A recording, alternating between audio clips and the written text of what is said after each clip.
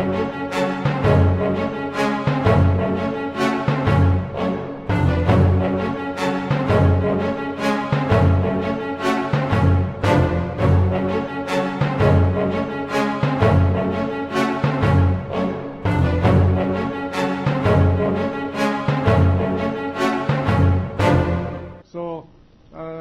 the senator from Only one San Juan question, Mr. President.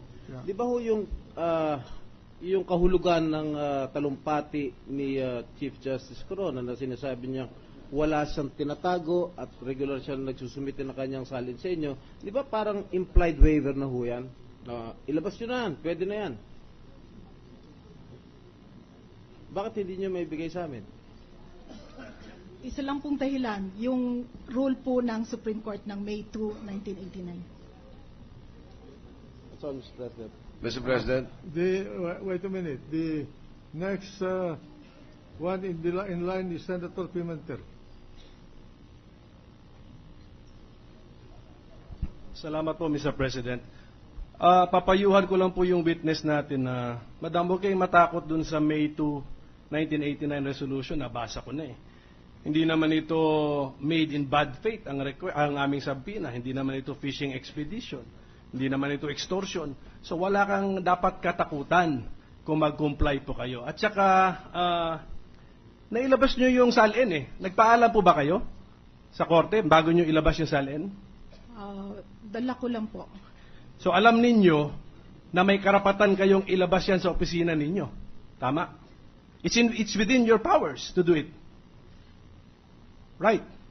But Dinala mo eh. I believe that the impeachment court will believe me in saying that there is also a court resolution which is a co-equal branch. I know. Huwag ka na nga mag-alala ron eh.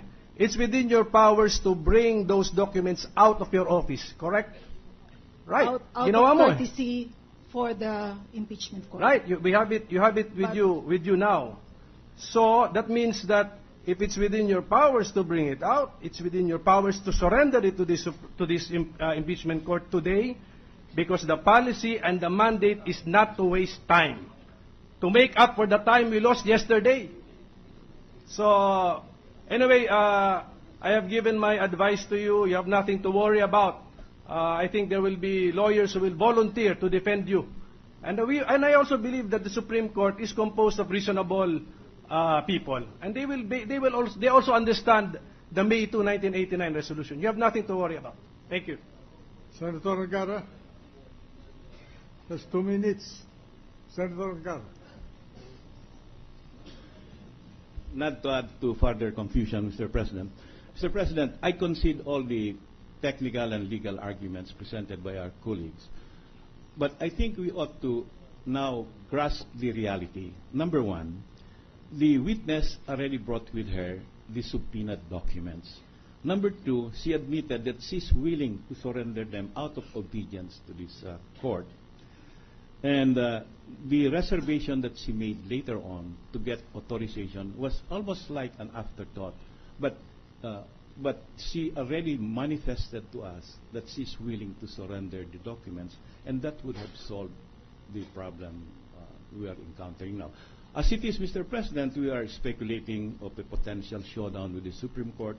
We're speculating that the Supreme Court will give her the authorization. But the reality is already with us, that the documents are here, that she followed the subpoena, and she's willing to give it to the clerk of court, Mr. President. So I think the advice of our young colleague here, Coco Pimentel, is quite wise, that you don't have to fear at all, because this is pursuant to a lawful order of a lawful authority and pursuant to a higher, not higher court, but to a higher calling. I think history will be on your side, Madam Clerk of Court. You don't have to worry at all. So I think we can handle the situation as it is now, faced with these undisputed facts, Mr. President. Senator Mr. Gingona. President. Senator Gingona. Maraming salamat po, Mr. President. Madam Witness, sinasabi niyo po yung co-equal yung korte na ito sa Supreme Court. Pero hindi po ako sang-ayon dyan sapagkat ang co-equal ng Supreme Court ang Kongreso, which is made up of the Senate and the House of Representatives.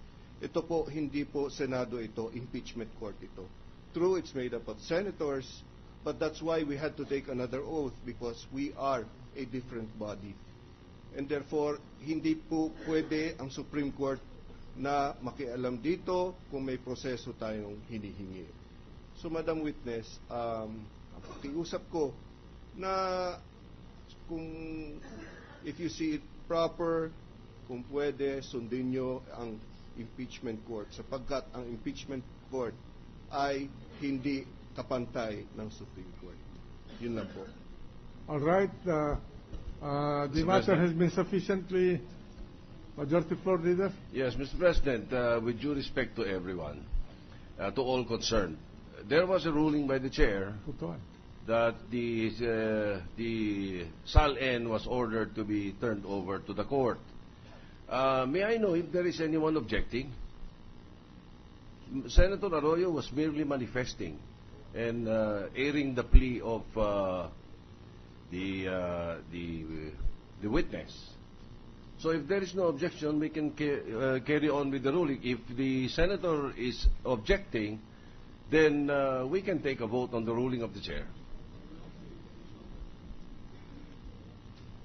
Mr. President, So Senator Arroyo is pleading for 1 day and is not objecting, Mr. President. So what is the pleasure of the body? That is the... I thought there was... I'm sorry. Sige. Senator Lacson. Hindi. I will read in part Rule 6 of the Rules of Procedure on Impeachment Trials, Mr. President. Rule 6, the President of the Senate or the Chief Justice when presiding on a trial may rule on all questions of evidence, including but not limited to questions of materiality and so forth and so on, unless which ruling shall stand as the judgment of the Senate, unless a member of the Senate shall ask for that a formal vote be taken thereon, in which case it shall be submitted to the Senate for decision after one contrary view is expressed. There need not be an objection, Mr. President. A contrary view was expressed by Senator Arroyo. That's why I... Well, as a matter of fact, it was not even... it was a plea by Senator Arroyo, Mr. President. Yeah. So, a plea of 1 day. Nevertheless, Well, nevertheless, if you consider that as a contrary view, then again, we leave it to the ruling of the presiding officer, Mr. President.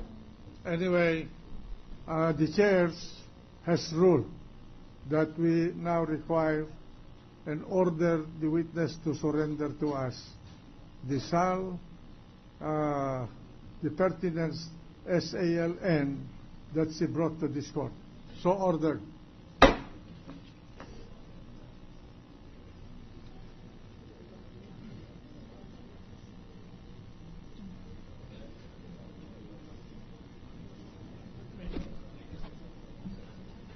may we be allowed even 1 minute, Your Honor, to state for the record? The counsel for the respondent may speak. All right. Your Honor, please. Order, please. Wait. Mr. President, it was asked to be turned over to the court, not to the prosecution. Not to the prosecution. Ano ba yan? Order, please. Order.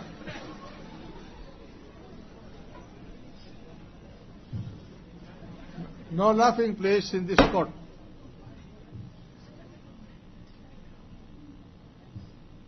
Counsel for the respondent, what's your pleasure? Thank you, Your Honor.